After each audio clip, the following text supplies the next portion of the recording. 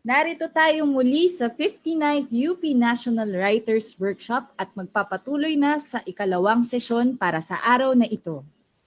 Sa kalahatan ay nasa pang-8 sesyon na po tayo.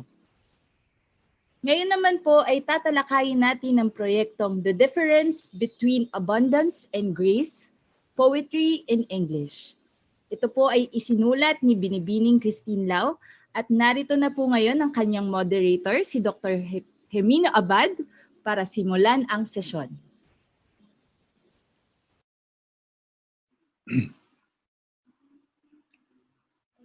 Okay, shall I speak now?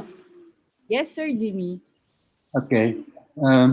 Christine, I wrote down what I have to say, and I will email it to you. I am not sure the writing of the case digest as a summary of a court's decision is analogous to the writing of a poem. What motivates the writing of a case digest is not a desire to win a court case, but to justify to the public, to the country, the justice of the court's decision. So I would ask, what motivates the poem when you write it?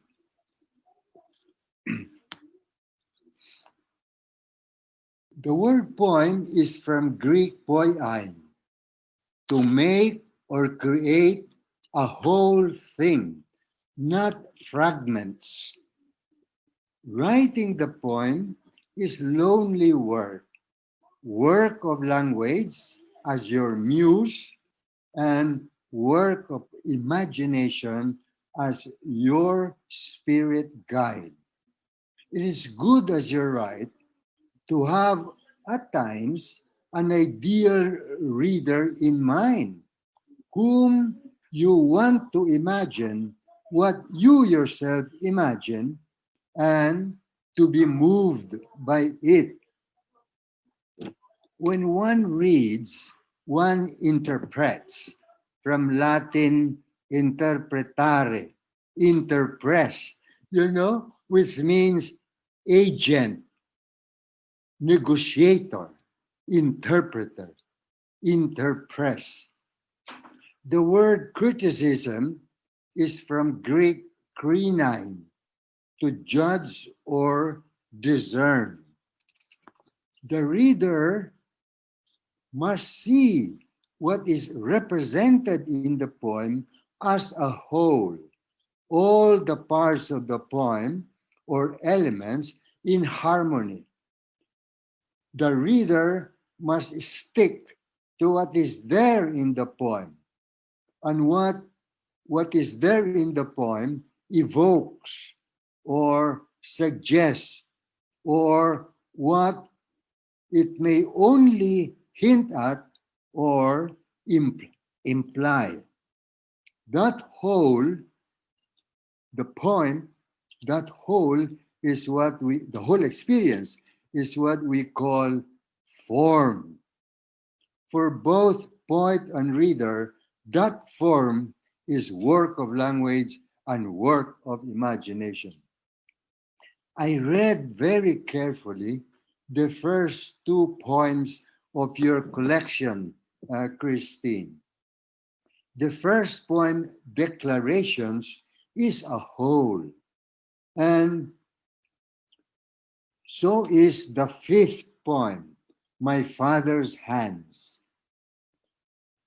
Most of the time, revision, however, is still possible, most of the time, for the representation, the mastery of the thing, the mastery of the representation or mimesis of the experience. For that human experience is to come alive in the reader's imagination. The second poem, Absolute Community, and the fourth poem, differentiation between abundance and grace, there the poet needs to be more helpful to his reader's imagination. Absolute community is quite fragmentary, and differentiation between abundance and grace is too thick. It's run on. It's too ambiguous. Now, if you look at the third poem, How We Met, it only seems light-hearted. But now, and then I ask myself, is Airhead in that poem a possible suitor? And who is not yet, as the poem says, a glowering god or a sullen moon? All metaphors. When is that glowing god and sullen moon, that the sullen author, that the sullen suitor is not yet, is that the husband na? Perhaps revision will have mainly to do with that. Airhead, glowing god, sullen moon, to resurrect the experience for the reader. Now, I go to the poem alias Joseph.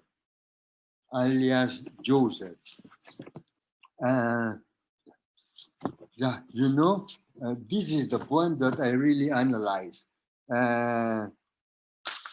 Okay, but first I must continue. The reader must see what is represented as a whole, all its parts and elements in harmony. He must stick to what is there in the poem, and he must see what is there in the poem evokes or suggests, or what it may only hint at or imply. That whole is what we call the poem. For both poet and reader, that form is work of language and work of imagination. Okay. In the sixth poem, alias Joseph. Yeah, alias Joseph.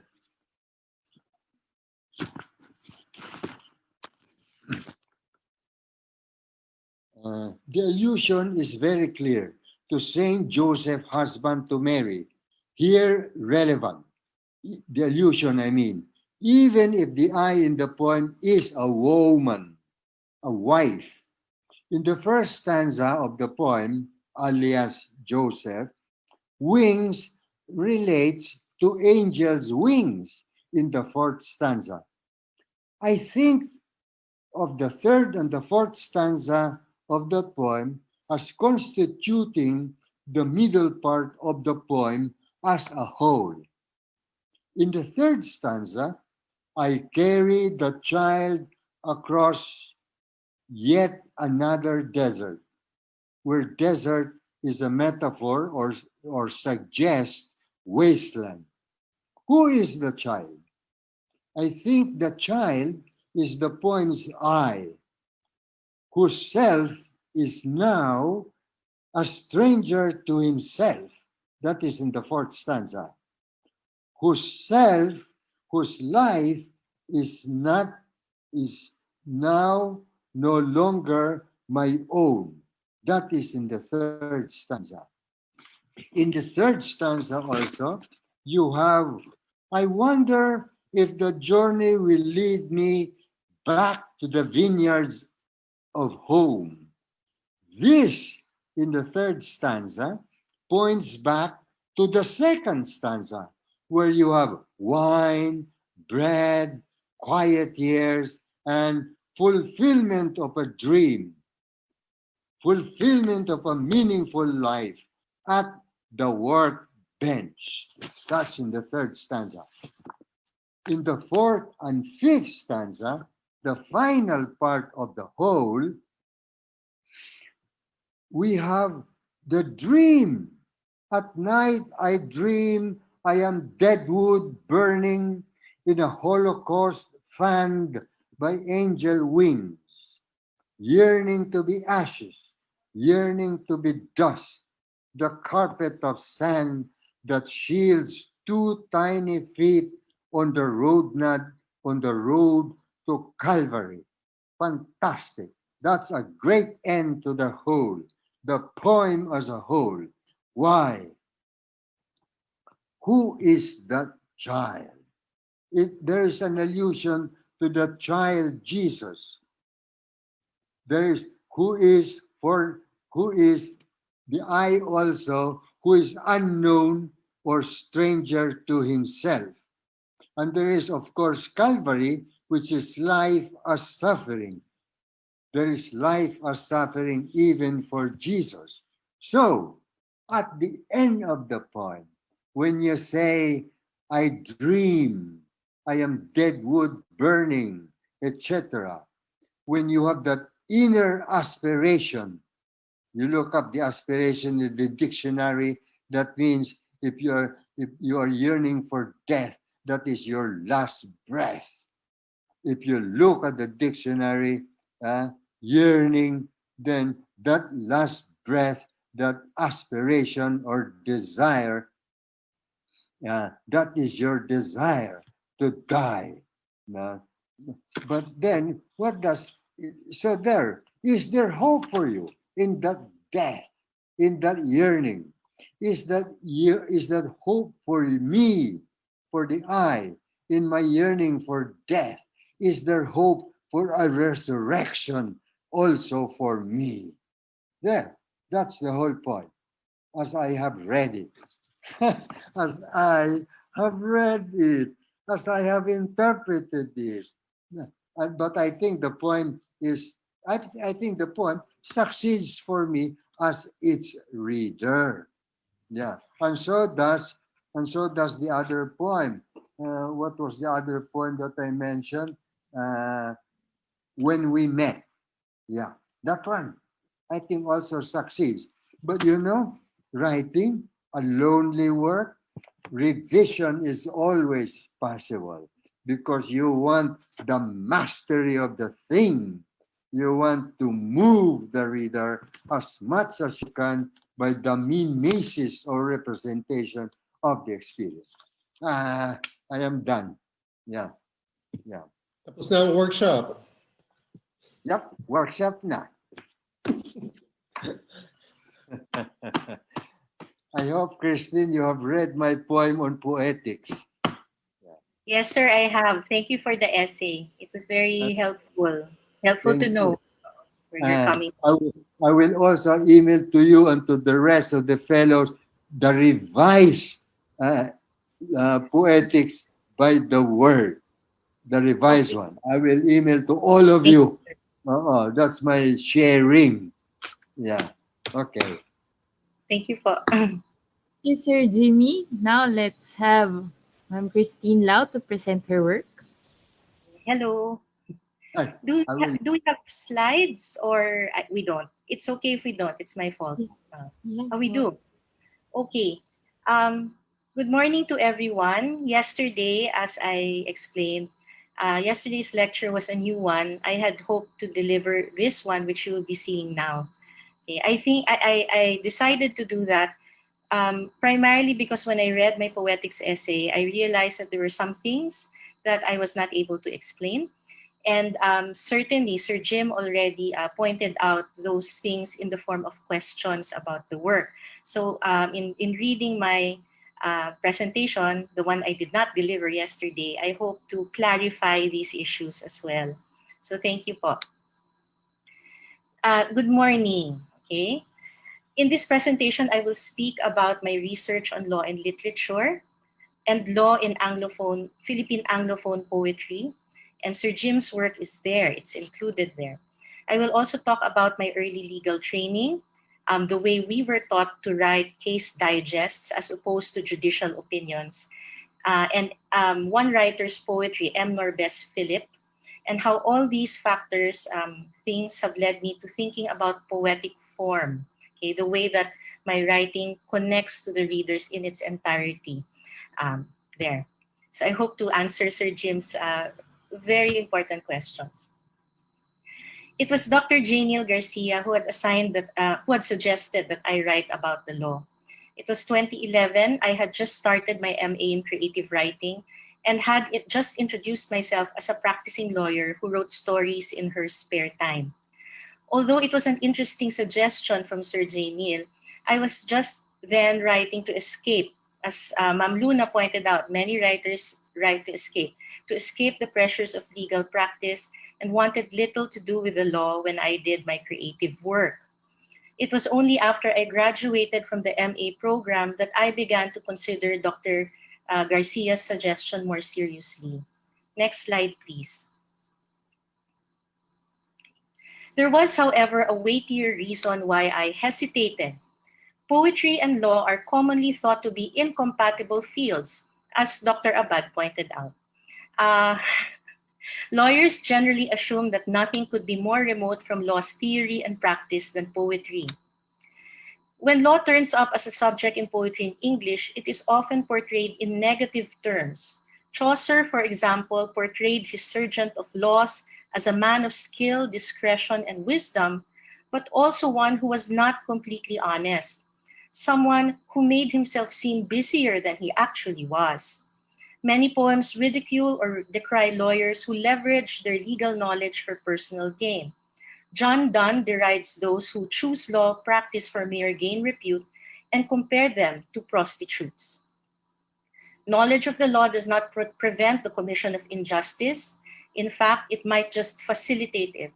No wonder Dick the Butcher proposes in Henry IV that the first thing we must do is to kill all lawyers. So I'm better off dead. No?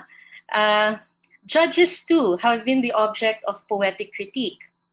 Martha Nussbaum points out that in Leaves of Grass, Walt Whitman levies a harsh critique against court judges who only see legal abstractions. Whitman proposes instead that a poet is the ideal judge. She is an equable man who sees eternity in men and women and does not see them as mere dreams and dots. The poet is therefore more inclined to consider the particularity of a case and decide justly. Whitman likens the poet to sunlight falling round a helpless thing. She illumines what is not obvious but nevertheless true. Her poems reveal the particular, the intimate, and the richness of human experience. A poet's occupation, therefore, comes with a claim of moral authority. In the eyes of poets, it seems, the law, lawyers, and judges have all failed to deliver justice. The picture that emerges is one of disjuncture. Law interprets reality in one way, poetry serves as counter-narrative. It took time before I found a lens which helped me process my thoughts about law and poetry, as well as my desire to do both. That lens was law and literature. Next slide, please. Scholars from the law and literature movement share Nussbaum's observation that the legal field routinely fails to see or acknowledge the human trapped by it. James Boyd White, the scholar whose writings initiated this movement, suggested to make the study of literature part of the law curriculum. He thought this would help encourage moral rather than purposive reasoning. Scholars that followed White have suggested that literature stimulates empathy and affects moral judgment and decision-making.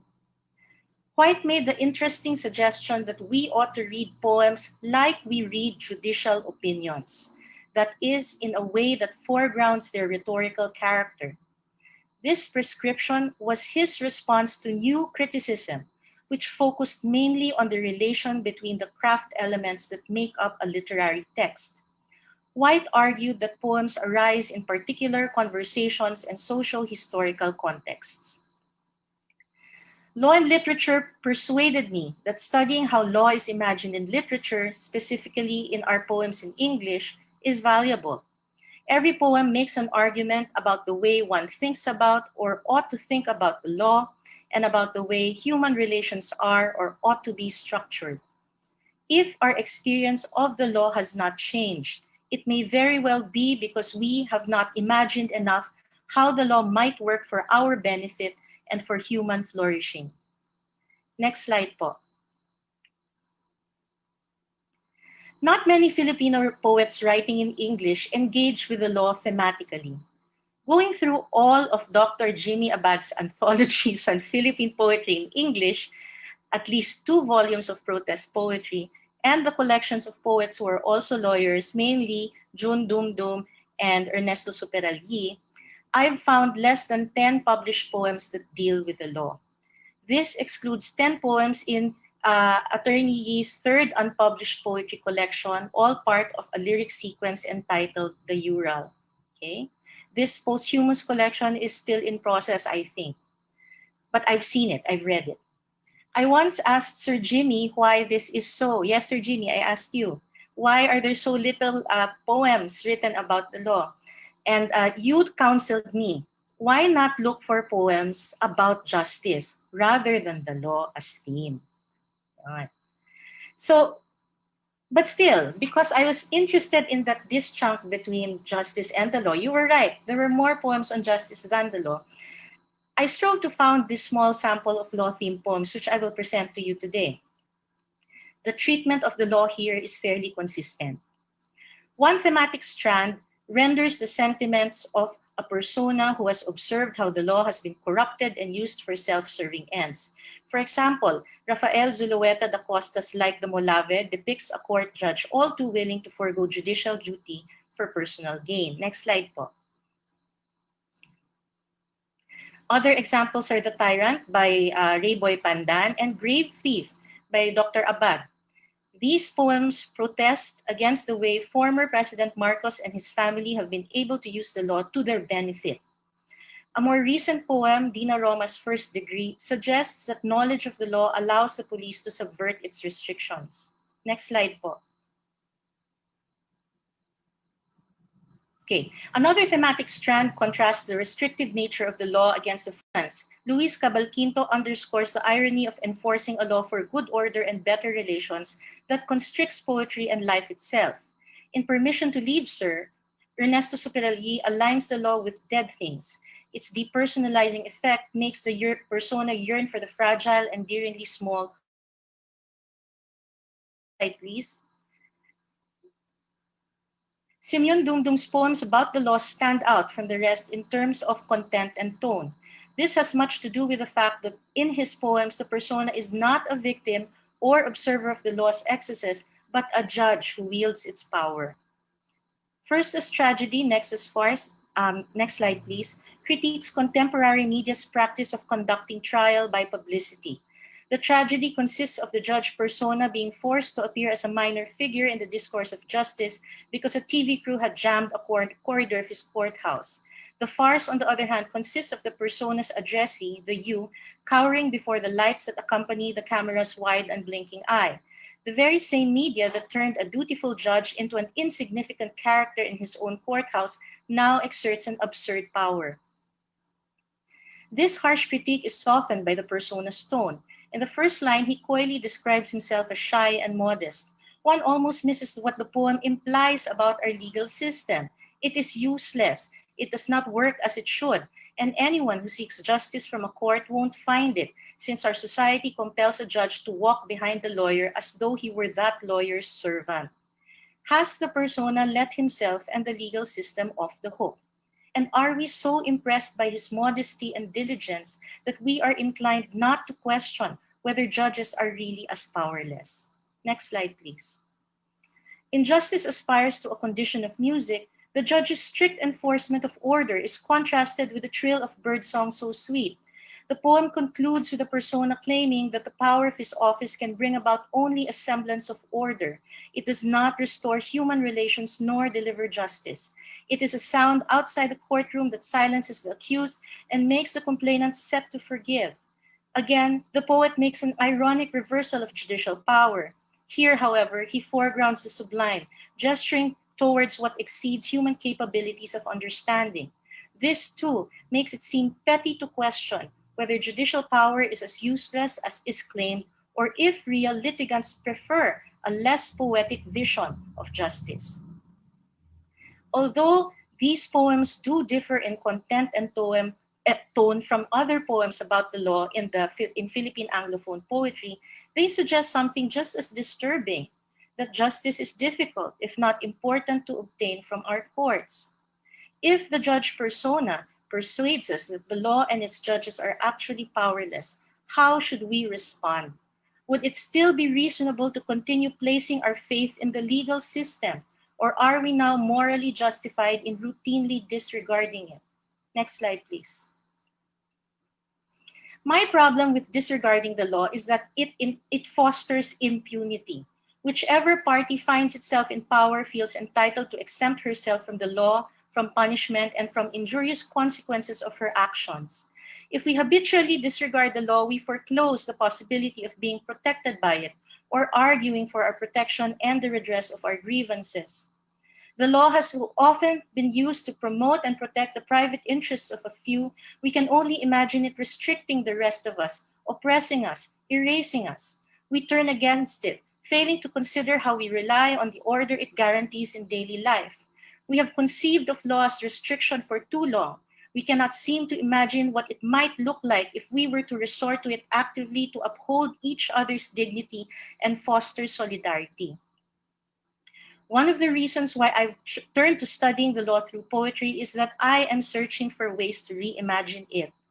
I turned to poetry because my legal training is so deeply ingrained, and I can't find my way without finding myself limited by the usual patterns of thought and process in the field.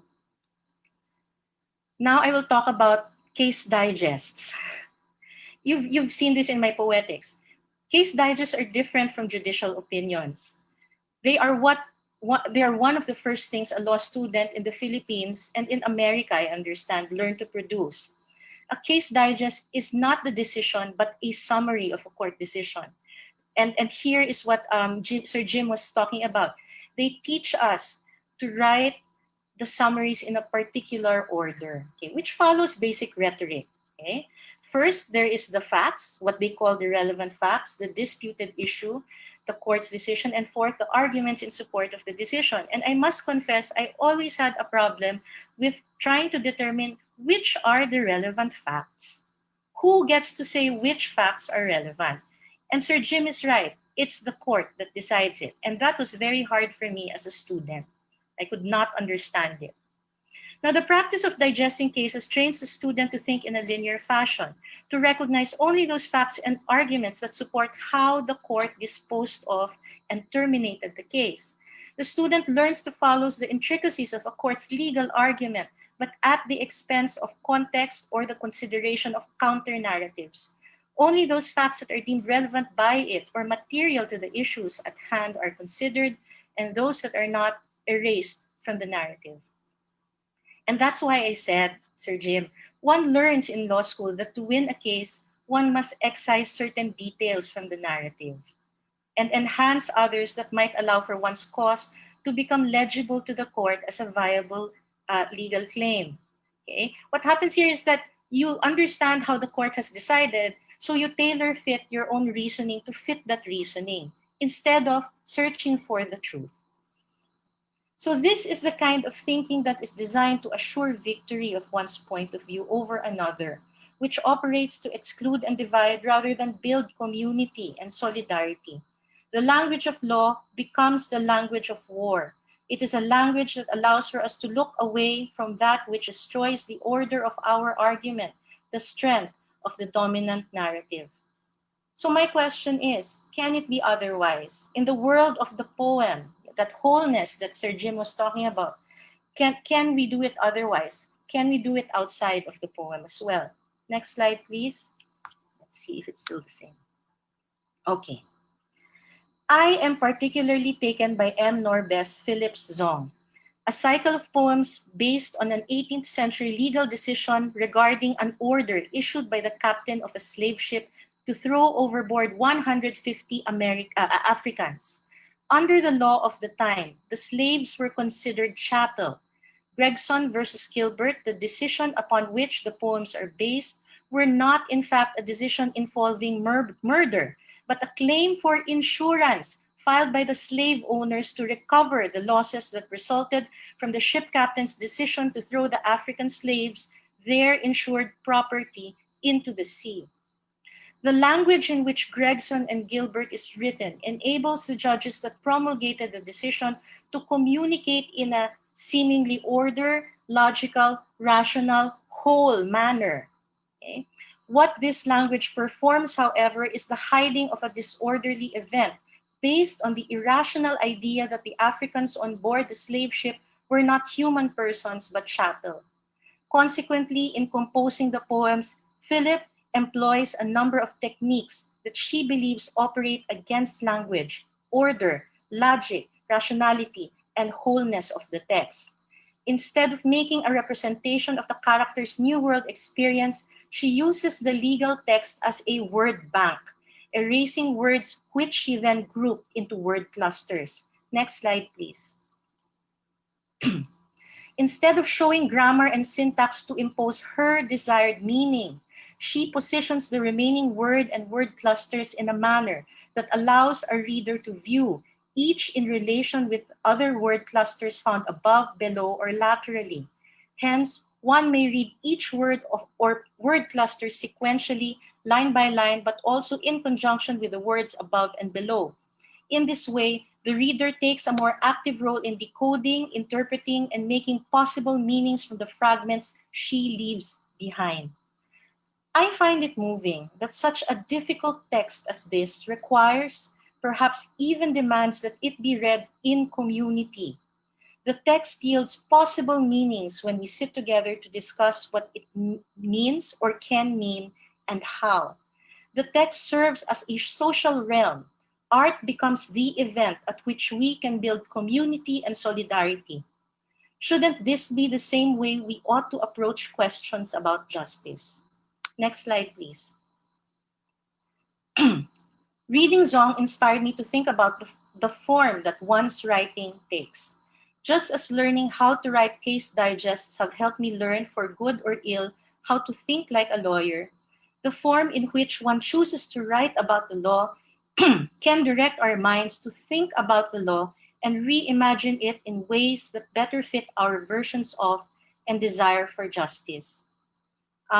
And this is why, Sir Jim, this is why certain poems are intentionally fragmentary. Because the hope there, for example, in Absolute Community, was to try and invite the readers to sit with me and read what could be read in the words that we commonly use to talk about marriage and property relations. Okay. So I am very thankful, grateful to be read by Sir Jim. It means much to me, especially since his own work has informed the scholarship that I am doing today, very much so. Thank you, Sir Jim, for your wonderful reading. It is good to be read by you, and I'm happy to hear from everyone else who has been generous enough in this panel and within the panel of fellows to have read my work as well. So good morning.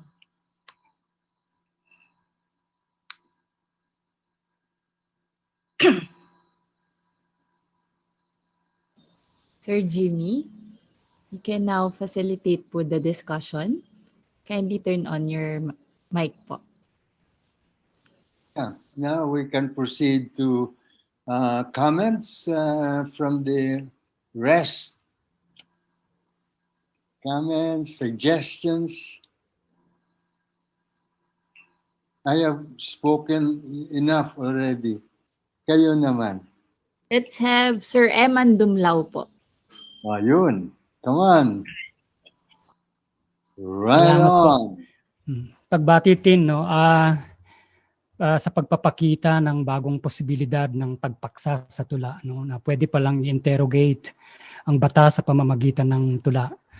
Bago ito sa akin, kaya paulit-ulit kong binasa yung mga tula mo.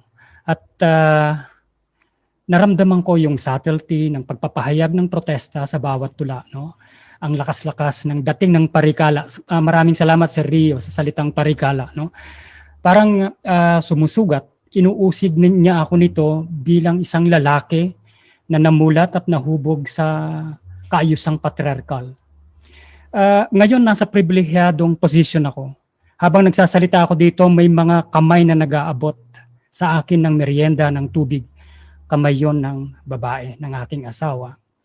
So, at yung mga tula mo naghatid sa akin ng pangamba. May dalawa akong anak na babae. Kanino sila ikakasal? Saan sila ikakasal? Sa lalaki ba? Sa tao ba? O sa responsibilidad? Ang lakas-lakas ng iniwan ng ganon kaisipan sa akin, no? Naiinggit ako sa mga tula mo kasi may mga bahagi na inasam ko na sana ako yung nagsulat. Babanggitin ko lang yung ilan, no? Halimbawa, yung pamumulaklak ng sugat sa palad ng persona sa unang tula sa declaration, na may recollection doon sa the difference between abundance and grace, no? Doon sa kamay na nag-iis lagi, pamamagitan ng lemon. Ang ganda-ganda ng formulation noon. Tapos yung damdamin ng persona na hubad na siya, yung naubos na yung plumery yata yun, no? Doon sa tulang corpus delicti, na ang silbi na lamang niya ay bilang tagapaghain at bilang hubad na katawan. Ang hindi alam na sinabi niya sa bandang dulo, ang hubad na katawan na ito, ang naglilingkod na ito ay umaasam din ng pagsisilbi. Ang lakas-lakas ng dating sa akin nun. Tapos yung persona na ang lalim-lalim ng mingaw sa sarili niyang tahanan, sa sarili niyang vineyard, pero sa kabila noon ay handa pa rin maglaan ng buhay para pagaanin yung lalakbaying kalbaryo ng kanyang anak, no? Super ang dating noon sa akin, ano? Yung isa pa ay yung pait ng pagiging anino lamang sa alias Josephine, ng isang personahe na naging dahilan ng malaking sunog ng pagbabago. Anino na nga siya, nasa dilim pa siya, no? Parang nasaan na ang identidad ng persona na ito. Yung panghuli ang pinakamalakas sa akin yung dating. Sa tulang My Father's Hand yata yun, no? Oo. Sa bandang dulo ng tula, binanggit ng persona yung pangalan ng tatay niya.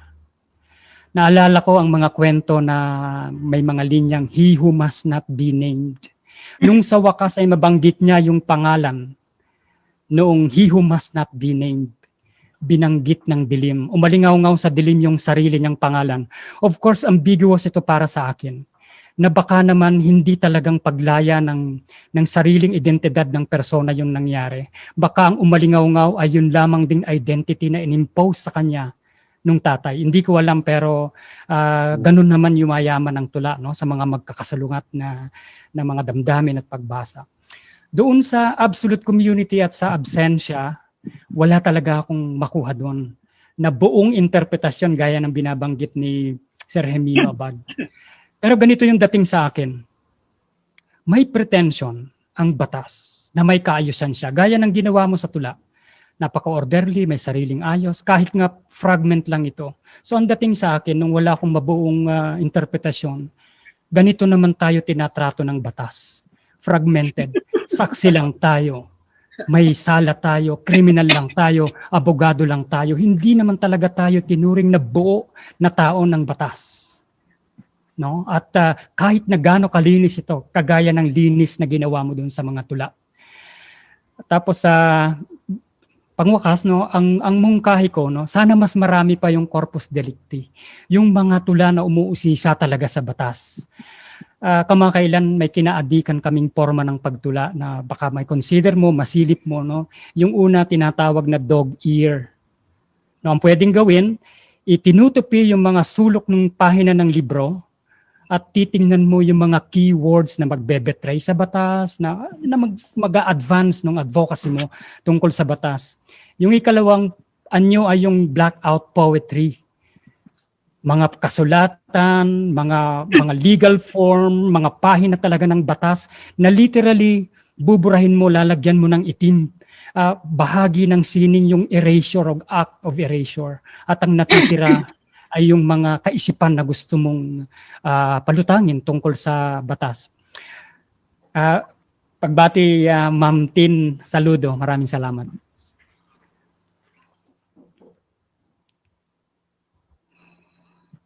Maraming salamat po, Sir Eman. We can have Miss Kit Osias po. Hi, Tin, and congratulations on this collection of poems. So I'll first apologize. I'm really not a poet. So I read this as a layperson. And the things that I'll just say is just the emotions or what I got from this, from the collection. I felt that there was a very strong theme of being abandoned or lost. And I like that idea of the emotion of the insight that you could be lost and still know where you are. You know exactly where you are in the, like in Abundance and Grace in that poem. She knew where she was, but she seemed still, or the persona still seemed so lost. So that I felt that was a very, I think those were very strong themes of loss and and abandonment. My favorite poem, just like Emma and I think Men also mentioned, Corpus Delicti, I think, and was also, I felt, well, you know, the the loss and the abandonment, the kind of despair that you have there, that was very, very strong. My only and also my next favorite is actually the alias Joseph, just like Sir Jimmy. I thought that was a very strong. The metaphors, the visualization were very, very strong. That said, the only thing that I have to comment is that I felt alias Joseph, like the violin recital, they didn't seem as lost. They seemed to kind of know where they were. There was an acceptance of what their fate was, and they didn't seem like they were abandoned. So my feeling was that it's not that they're too optimistic, but the overall feeling when you get with Abundance of Grace and alias Gretel, that those emotions were not as consistent with these poems. Not that I'm saying that these particular poems are not good in themselves. As I've mentioned, alias Joseph is one of my favorites. So I just felt that in terms of emotional consistency,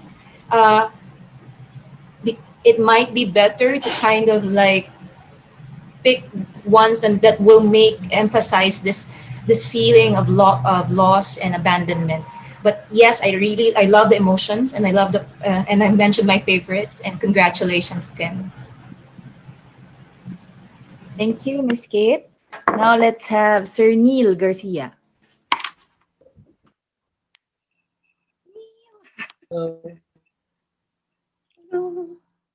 And this is wonderful. So my little suggestion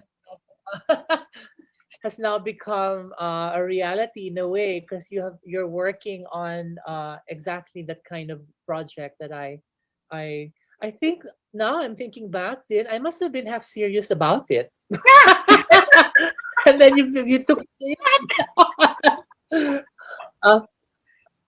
I think, if I don't remember the circumstances in which this happened, but if I suggested that you write about the law, it must have been because it was something you knew well, and something that you were thinking of leaving behind at the time, di ba?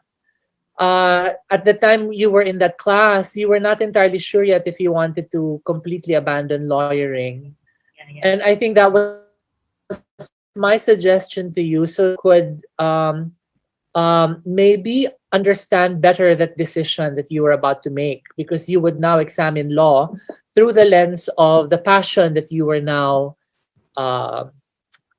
manifesting, no? To write, to be a literary writer, and also eventually teach literature. So I'm really happy that you have endeavored on this, and now we have a manuscript, no, that contains precisely that kind of vision that that I kind of broached and suggested to you.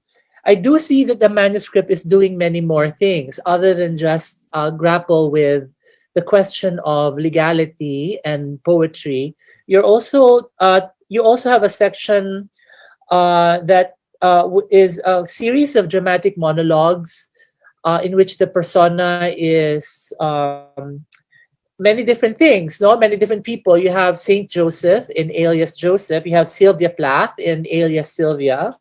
You have Josephine Bracken in alias Josephine. And you have, is this Edith Tiempo in alias Edith? And then you have Gretel, right? Yeah. And then at the end of these things, you have very personal poems as well. You have a poem about your daughter playing violin, and you have a poem about lemons, which would be, I think, your own sort of confessional poem, no? Feeling yellow could be Chinese. I don't know what that might actually. Feeling yellow like a lemon, and you know, when you say life giving you lemons, it means life giving you a rotten deal, and making the most of it. Make lemonade from the lemons, right?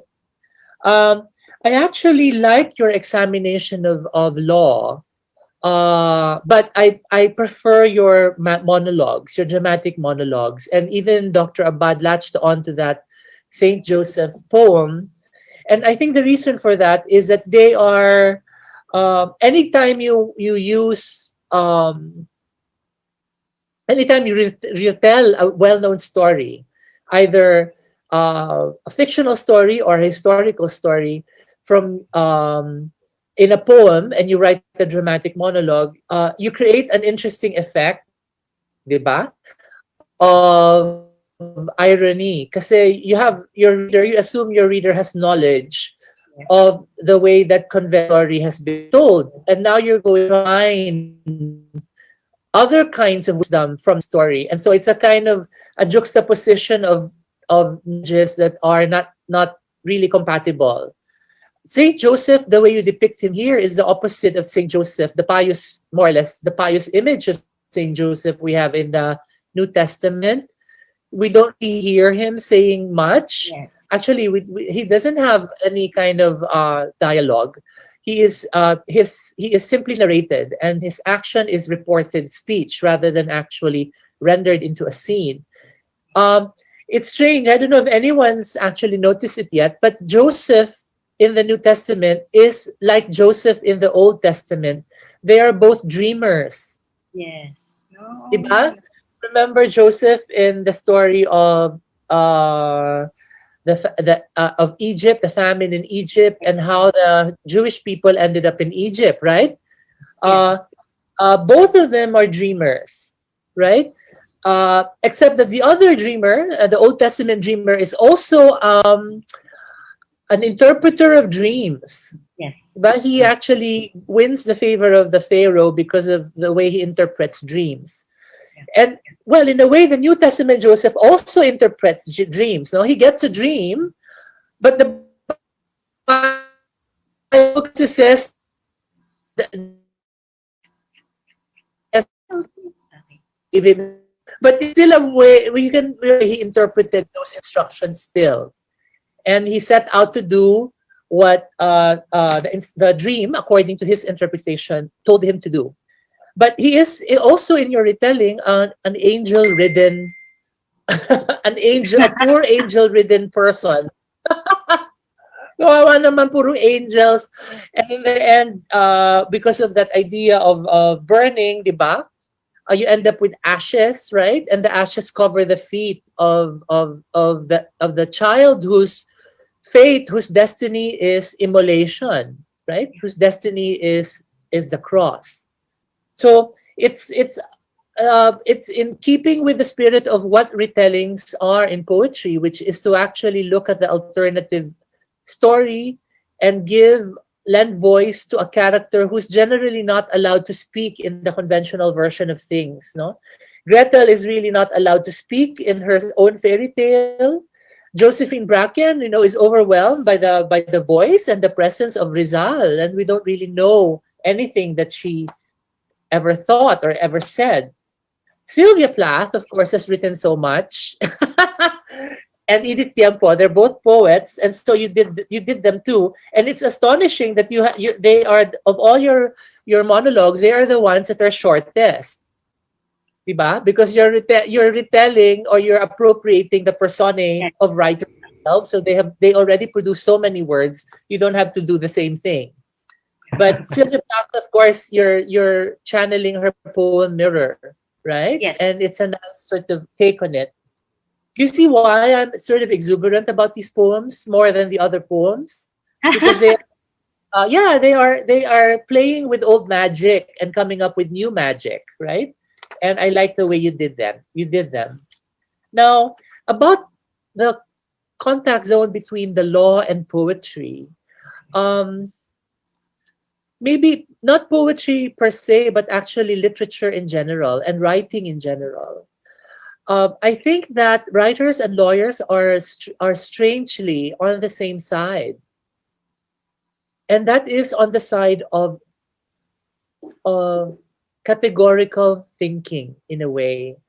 Because what law represents is a way of thinking, a rationality that founds itself or grounds itself in categories, in writing in particular, something written down, something scripted, something that abides and endures and is permanent. And poetry and writers in general are also interested in making memory endure. Our texts are meant to endure. That's why we write them. Otherwise, we'll just basically spontaneously, impromptu recite them, and then they will be ephemeral events and no one will remember them afterwards. But we write them down so they actually achieve that kind of status of the law in a way. I don't know if your research into legal thinking in poetry went all the way back to the Romantics, because of course you have Percy Bysshe Shelley saying that poets are the unacknowledged legislators of the world. Yes. Yes. And I think what he directly was also that, no, that poets make memory endure and insist on the value of categorical thinking. But of course, the kind of thinking that poetry promotes is not so much the kind of first of all, it is not it does not have the force of law. It is not juridical.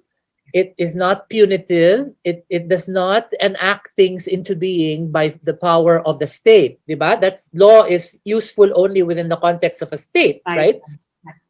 Of a polity.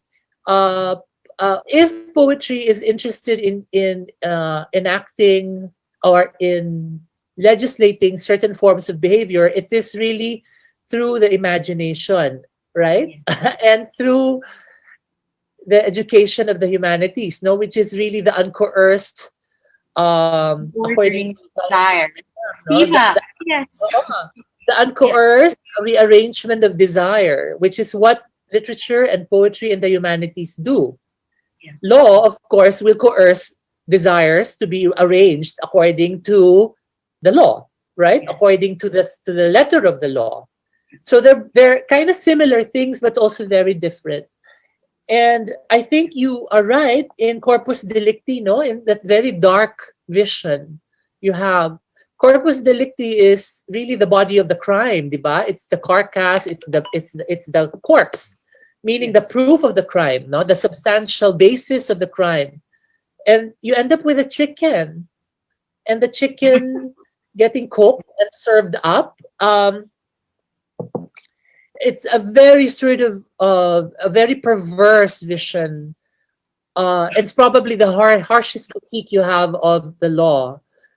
And what I want to encourage you now to do is to actually, because many of these poems about law are already critiques, no? Yes. Maybe write one or two poems that talk about the joy and the pleasure and the love of the law, which actually sort of like seduced you to take law in the first place. Can you still go back to the old Christine who actually believed in the law enough to take law, to become a lawyer? And that kind of sentiment needs to be honored as well, I think, in a collection that's inspired by your experience with the law. You have to honor all your sentiments and all your feelings about that, including those that actually now maybe Pollyanna or not yet disabused, right? Naive, but you still have to honor it, I think. So your collection becomes whole, and we see the journey of the writer, of the poet who used to be a lawyer but isn't anymore by choice, diba? That will be a lovely sort of, in a way, it's poetry, but it's creative nonfiction too, isn't it? I mean, it's a kind of memoir Okay. of sorts.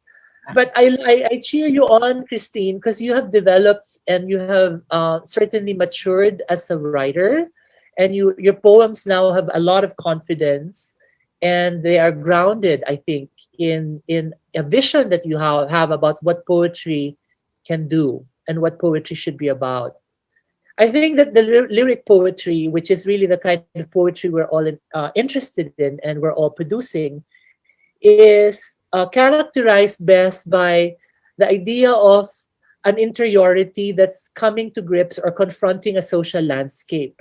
So all poems are actually inner monologues, no, interior locutions in a way. They're meditations, reflections, and they are always made interesting and distinguished by the way they confront, grapple with, engage with society, the outer life, no, the inner life and the outer life. That is the kind of dynamic that poetry is very good in handling. And I think that when you talk about law as a topic for a collection of poems, that is the outer life, and the inner life is the poetic response, no, and that is clearly what you're interested in.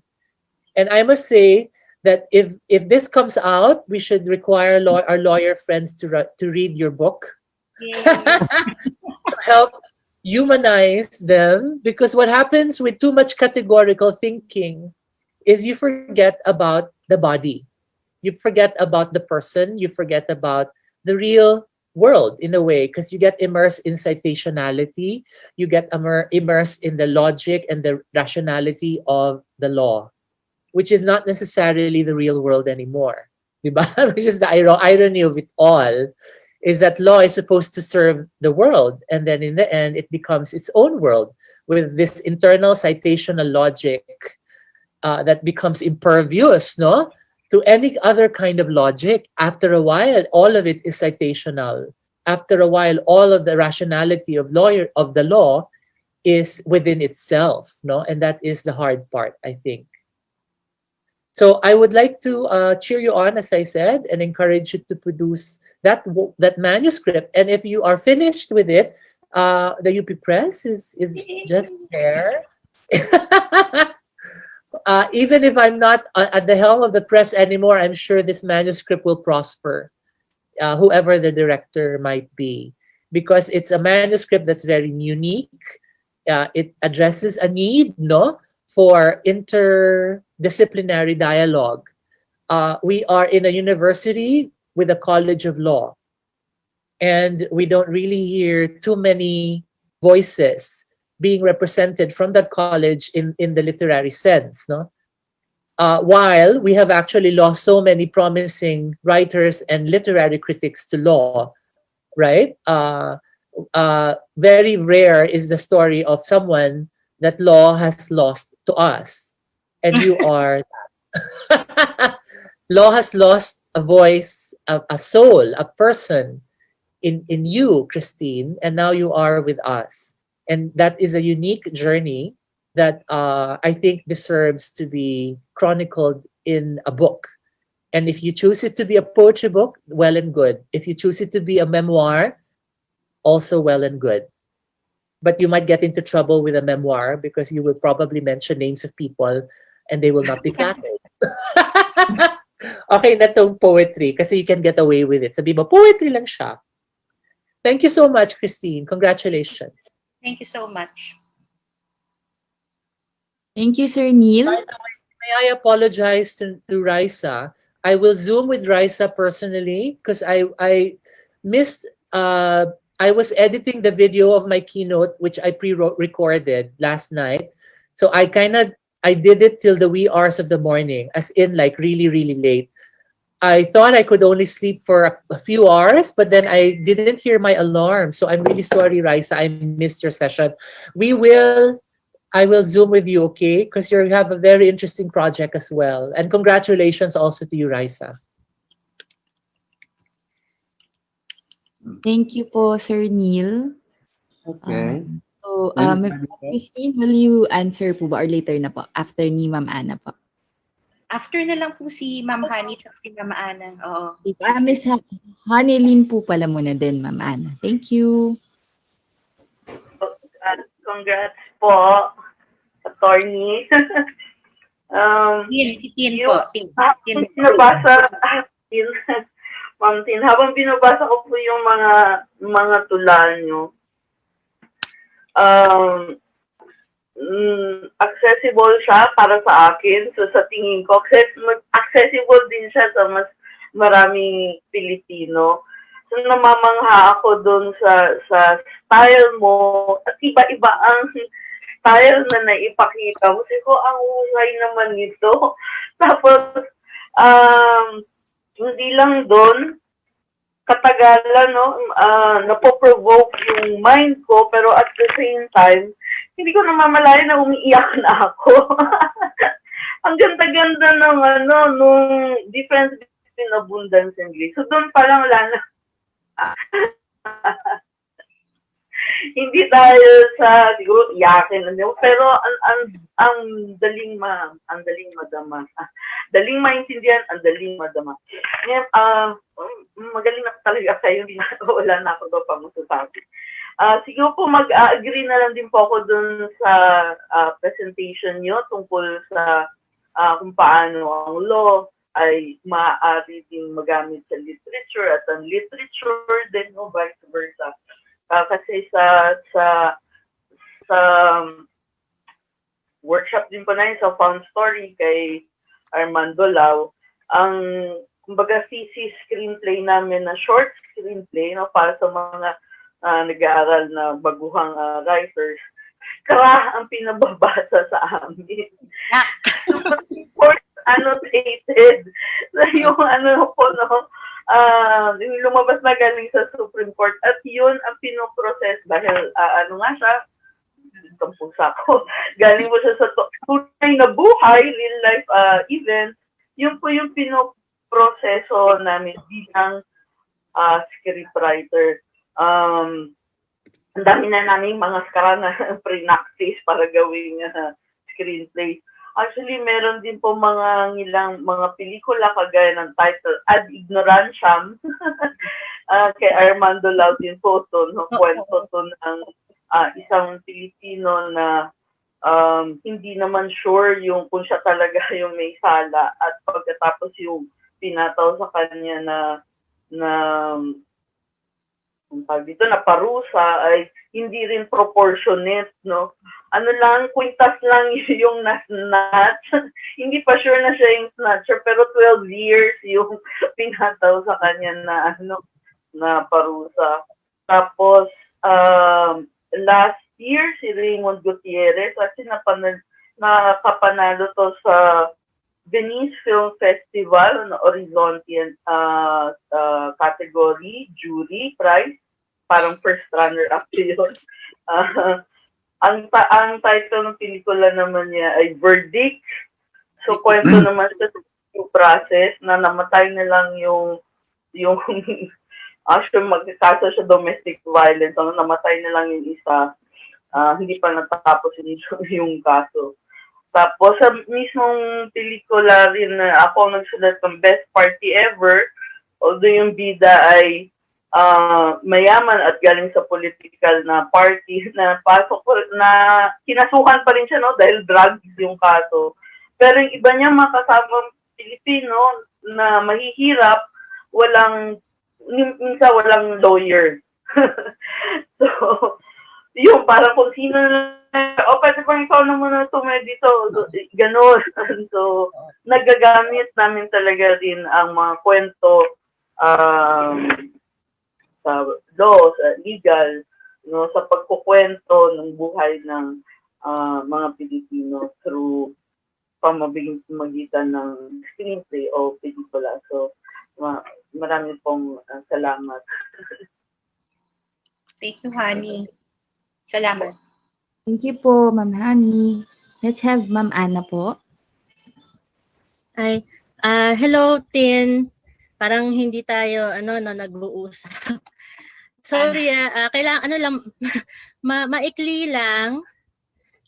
Gusto ko lang i-share na buti sinabi ni Ma'am Hanilyn na parang naiyak siya nung binabasa yung mga tula. Kasi kanina pa lang nung nagsasalita si Sir Neil, for some reason, ewan ko kung PMS, pero for some reason naiyak ako. At hindi ko alam kung dahil nga may behind the scenes tayong nalalaman, no?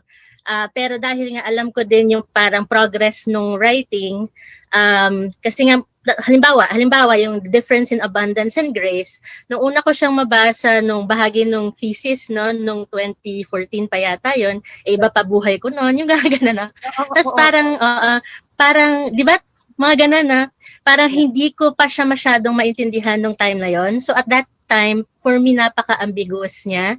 Pero ngayon, nagulat ako na nung binasa ka ulit siya, syempre hindi pa rin super linaw kung ano talaga yung objective situation, pero enough yung details para ma-access mo nga yung emotion at yung general na pwedeng maging sitwasyon, no?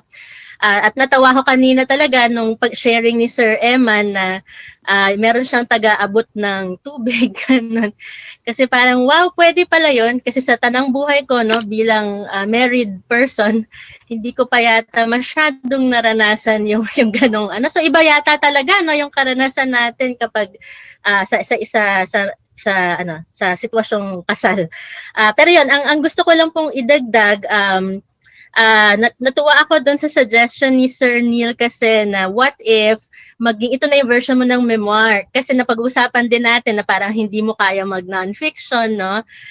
Pero andito na, if only because, and this is what I want to emphasize actually, you mentioned that people seem surprised when they find out that you feel negative feelings, basically, because when people look at you, you're so zen, you're always smiling, no, and you're always calm and poised, lawyer, ganyan, no.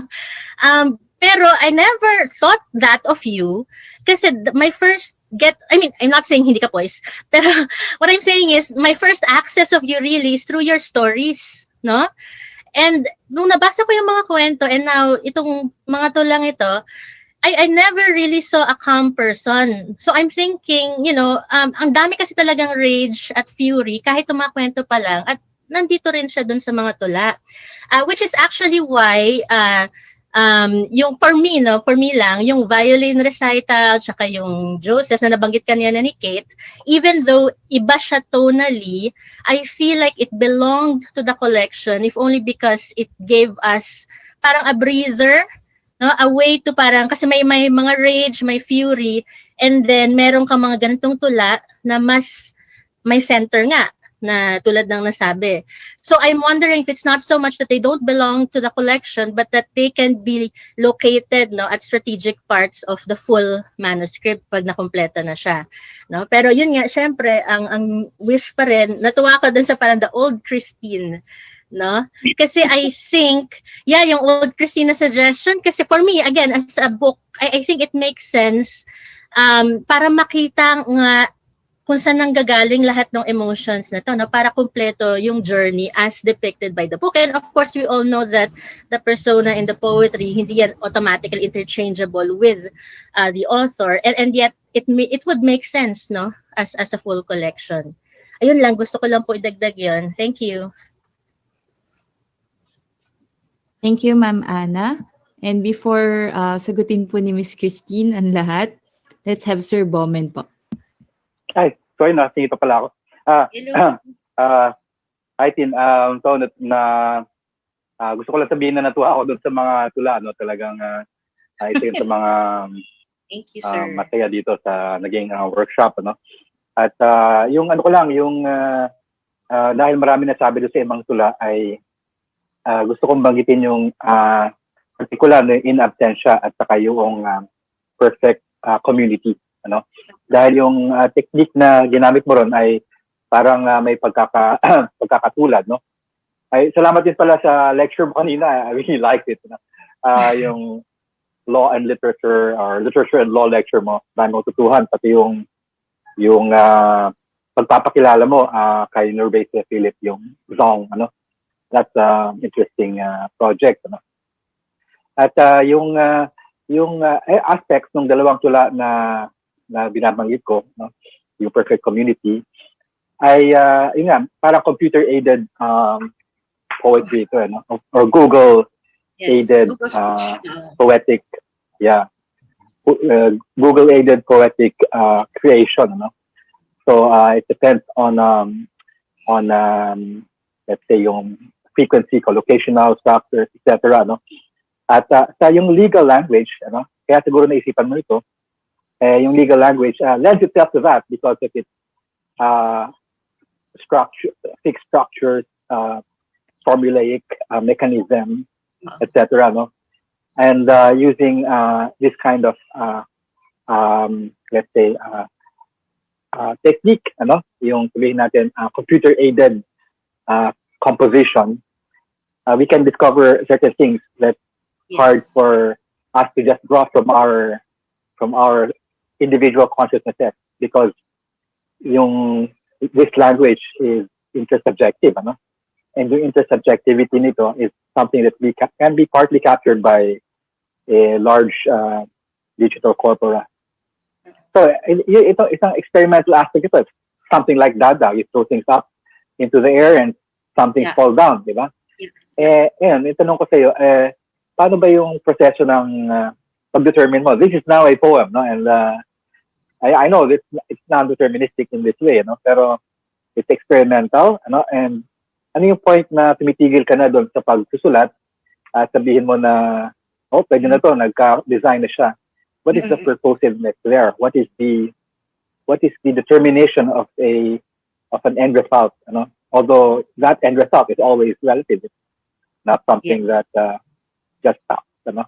So yun lang, interesado lang ako. Alam ko napaka-impressive nung kabuuan. Ano? I just wanted to look at this particular technique na ginamit mo doon sa dalawang tula na yun. Yes. Thank you. Maybe I can respond, no? Now? Yes, ma'am. Go ahead. Yes. So I will respond first to Sir Bowman and then pabalik na lang. Siguro ganon. For Sir Bowman, no, thank you for bringing up absolute community and ano ba yung isa? Basta yung isa, in absentia. Yun. Tama po kayo eh. You could go on forever with a Google search. But what I did here was I used yung abecedaria as another ordering technique. So, to make it an abecedaria will really limit the kinds of words and phrases that you will capture. So, hindi naman kasi lahat naka-capture pag may parang ilan bang words ang in, tapos may a, absensya, ano pa. So marami yan, tas marami rin lalabas sa B, di ba? In something. In many cases, wala po talagang lumalabas. So in that case, I resort to searching for another word that would seem to suggest may referentiality of some sort, so that there's something that seems to be caught, some kind of meaning that's caught, but it's not really tight. Yun. So parang juxtaposition lang siya ng mga phrases. So for me, the search was not that wide, because I had a second parang ordering mechanism, which was the alphabet. Yun. And I did that for both. It's exactly the same. Parang ordering. Why did I do that? Because otherwise hindi ko siya magagawa. Yun. Kailangan may limitasyon pa rin eh. So nakakatawa nga yung nakuha kong insight dito. Lahat naman ng bagay, pag na-apprehend ng human reason, talagang may order na papasok. Yun yung sinasabi ni Sir Jim na, you're born with a mind that apprehends reality in a certain way. Yun. And for me, even if you make the search random, because of that other ordering principle, nagkaroon ng limit. Yun. It's not just the limit that I say it is. I do have that act, that creative act, but it's not completely mine. And this is also in response to Philip, no? Kasi si Philip, her zong was so inaccessible that she had to append her poetics essay at the end and explain herself. And the explanation she gives is very mystical. She says that it's the spirit of the slaves that were telling her what order was there. I don't think so. I think the author still ultimately has the responsibility of choosing which phrases go with which, juxtaposing what with what. And for me, actually, my most favorite, my basic poetic device, yung parang yung talagang interesado ako kasi hindi ko alam yung logic nun, ay yung pag-juxtapose. And talagang inaral ko yon. Paano nagiging bagay ang pag-juxtapose ng isang bagay sa isang bagay. And what I've learned is that when there is an interesting effect or an unusual effect or feeling that results from juxtaposing, whether it's two images, two things, two phrases, two words, then there might be poetic potential there. Parang yun yung naging batayan ko. Yun. So, ganon. Yung in absentia, hindi nga yun yung tunay na ending. Meron pa akong sanadu, may sanadu pa ako dyan eh. Pero may nagsabi kasing poet sa akin, si Isabella Banzo, na parang hindi daw bagay tonally. But it was so funny. I thought it was funny. Natanggal. So, it's actually truncated. And I'm still thinking about that. Pero yun, yung may mga bagay na ganun. So I do admit na hindi nga talaga matatapos yan. It really is revision and revision as Sir Jim says. Yun po. Thank you, Sir Bowman. Kay Ma'am Ana. Ano ba sinabi ni Ma'am? Okay. Thank you po. Yung si Ma'am Ana tsaka si Kate, yung tinumbok nila yung problema, yung parang seeming problem maybe of the tone, no? My problem with the manuscript actually is that it puts together so many things. Kasi nga, as Anna might have clued you in, I started doing this very early. Siguro mga 2009, 2011. I've always wanted to write poems, but I didn't know how. So some of them are really old material. And when I was doing the law project, yun nga, as I narrated in my poetics, sinabi sa akin na, wag mo akong imam. Sorry, Anna. I was told that the mechanical forms that I was coming out with, and I'm sorry for this excerpt, dalawa lang pala yung nalagay ko doon. I took out a lot as I took out the entire erasure of Tanabata's Wife that I did. Hindi kasi kasya 20 pages lang eh. Pero yung mechanical kind of composition ko, yun nga, medyo inaccessible. So they told me, they challenged me. Sabi nila, if your objective is to find an alternative way, no, parang of presenting the law. One way is, yes, we come together and discuss it, like Philip's poem. But how do you humanize it? And that's when I started to think, well, I can bring in my own poetry from the woman question that I had. And also, wherever I went, no matter what kind of practice I did, the women would come to me and tell me their problems. And invariably, I don't know what it is. It's always it sounds the same. And my question is, why is it that it's always the same? Why are the answers given by law not the answers that we seem to be able to access? Hindi kaya eh. Parang they're just not useful enough for us. Yun. So that's where the poems came. Some of them had different titles, like Joseph was Joseph Haunted by Dreamers. Now it's alias Joseph. Because including them in the manuscript simply required me, I felt, to sort of make them fit by changing the titles, di ba? Because that was what I was actually doing. I was trying out different identities, trying out different ways of being. Yun. Sylvia was Sylvia's mirror at one point. Yung mga ganyan. So yun. Tonally, my intention in including the violin recital and alias Joseph was to give a sense of grace, because, you know, the title is Abundance and Grace. And we know that the point is abundance is not everything. But the question my readers would ask me always, so where's the grace? Where's the grace? So may mga moments sana ng grace. I agree. And perhaps it's a good suggestion na baka instead of putting it all in the end, diba?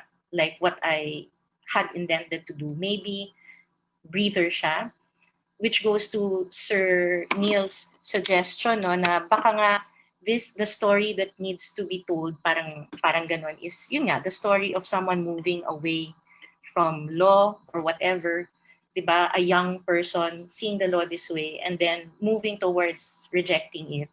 Baka nga yun yung structure which will allow for me to use these poems and strategically put them in certain places. Yun. So, sobrang laking tulong ng suggestion yun sa akin. Because yun, my problem talaga is, how do I do this? It's so front-loaded already with anti-abundance feelings. Where's the grace, diba? And I can't just say that just because I'm writing poems, that's grace. It doesn't work that way. Yun. So thank you for those. Okay, Ma'am Hani, thank you. Because, I've been talking, I've also been talking to a lot of Filipino writers about the law in, yun nga, sa panulaang Pilipino, for example, or sa panitikang Pilipino. At kasalanan to ni Sir Vlad kasi nung umupo siya sa thesis defense ko, yung MA thesis ko, sinabi niya sa akin, nakikinig ako sa inyong lahat. I mean, most of the people here have been my teachers. Nakikinig po ako sa inyong lahat. Kaya ang dami-daming iba-ibang estilo because I do listen to everyone. Nakakaloka lang nga minsan, pero sobrang beneficial. Ang sinabi ni Vlad sa akin, Sir Vlad, dapat yung parang tingnan mo rin kung paano pinoportray ng mga tao yung kababaihan sa Pilipino, gano'n. Good, di ba? Sa batas, sabi ko, naku, ang yaman-yaman nito kasi si Erickson Acosta halimbawa, nung nahirapan ako maghanap ng mga tula sa Ingles tungkol sa batas, pumunta ako sa Filipino at ang dami kong nakita. So, bakit ganun, di ba? Which actually led Sir Rio to tell me, baka kailangan mong tumula sa Filipino. But as I was explaining yesterday to my group, kina Ma'am Luna tsaka kay Sir Bomen, kina Glenn, kina Sir Eman, the law as we know it, yung Philippine constitutional law, was introduced at the same time as the English language in our society. So, meron akong hindi natumbok sa collection. Alam kong hindi. I think it's a different collection. It might be a different collection where I examine this. But I think that was I know this was the issue. This was the reason why I chose to write this particular set in English, because there is a question of language embedded in the question of our law. Yun. And kaya parang ang free kong magbasag, di ba, ng forma. Kasi there is something about the language that I'm trying to figure out. And this workshop actually helps. I mean, si Sir Butch was talking about gaps, no? Yung parang it's the gap between the English and the Filipino languages where art emerges. That's something I felt interesting to think about. Yun, yung mga ganong klaseng tanong, palagay ko, kailangan ko pang pag-isipan. But certainly, that's something that impelled me to do this project in English. Kaya sobra akong saya, kasi Hani, ngayon, hahanapin ko lahat yan. Panonoorin ko. Napakalaking bagay ng reading list. Sobra rin ako na-touch na umiyak ka. Ako rin naiyak. Yun. Yun. Tapos... May I say something? Yes, Sir Neil. Opo. Yeah, I think your point about the English language and the history of law in the Philippines, we had leyes or Spanish laws during the Spanish period, diba? Yes, that's right. But I think that like most things Spanish during that time, those laws did not really touch the lives of many Filipinos, no? Or they were Yes. The promulgation was not as uniform, not as systemic, Right. as things only became recognizably what they are during the American period, Yeah. no? So it's really coextensive with American public education and the introduction of the English language. Yes. But so I'm thinking, I don't know why I was not included in the list of the discussion kahapon according to languages when I didn't see my name. Hindi na ako pumunta. Bakit ba ako in-exclude, Roland? Sir, mali lang yon sa list. Pwede ka naman pumasok, sir. Bakit kayo ganun? Wala ako doon. Hindi tuloy ako. Hindi ko siya in-schedule. Tapos naisip ko in afterthought, ba't nga wala ako doon? Because of that, sinama ko tuloy yung thoughts on translation in my keynote. Kaya I'm inviting all of you. It will be, it will be free. On Facebook, you will see it just like the conference, Queer Studies Conference. I have a longish piece now, which I added only last night, about translation and English and our situation in the Philippines, as my way to kick against my having been kicked out of that discussion kahapon. Wala ako doon. Nalimutan lang talaga ba, Vlad? Sa pag-input Anyway, lang po, sir, okay pero lang. pwede naman kayong join, ano ba? Meron pa naman Wala ako consultation po. Oo. Bali, sir, chummy naman, chumminess lang yun. Chumminess.